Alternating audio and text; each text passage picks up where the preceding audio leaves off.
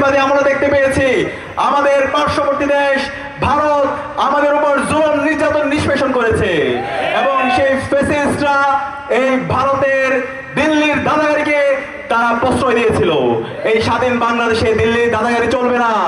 এই বাংলাদেশে সীমান্ত হত্যাকাণ্ড চলবে না।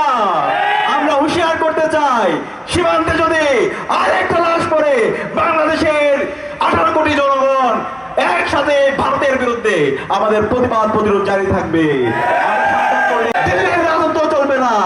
একই সাথে লন্ডন থেকে বাংলাদেশ পরিচালনা করতে যদি কেউ চায়, সেই বাংলাদেশও সেই লন্ডন থেকে কেউ যদি বাংলাদেশ পরিচালনা করতে চায়, লন্ডনের প্রেসক্রিপশন যদি বাংলাদেশকে পরিচালনা করতে চায়, সেই বাংলাদেশ সে পরিচালনা করতে পারবে না। আমরা সাবধান করে দিচ্ছি সবাইকে, এই বাংলাদেশ যদি পরিচালনা করতে হয়, বাংলাদেশের মাটি ও মানুষের নেতা হতে হবে। মাটি ও মানুষের নেতাদের সাথে, মাটি ও মানুষের সাথে মিশতে হবে। গণমানুষের নেতা হিসাবে নিজেকে করতে হবে।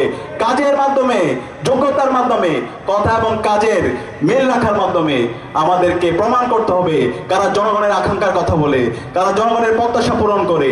কিন্তু কেউ যদি ফ্যাসিবাদী উপাদান রেখে দিতে চায়, সেই ফ্যাসিস্ট হাসিনা যেভাবে বাংলাদেশে ফ্যাসিবাদ কায়েম করেছিল, গত 54 বছরে বাংলাদেশে যে ফ্যাসিবাদী কাঠামো ছিল, সে আলোকে যদি বাংলাদেশে রাজনীতি করতে চায়, তাহলে বাংলাদেশের জনগণ আপনাদেরকে লাল কার্ড দেখাবে।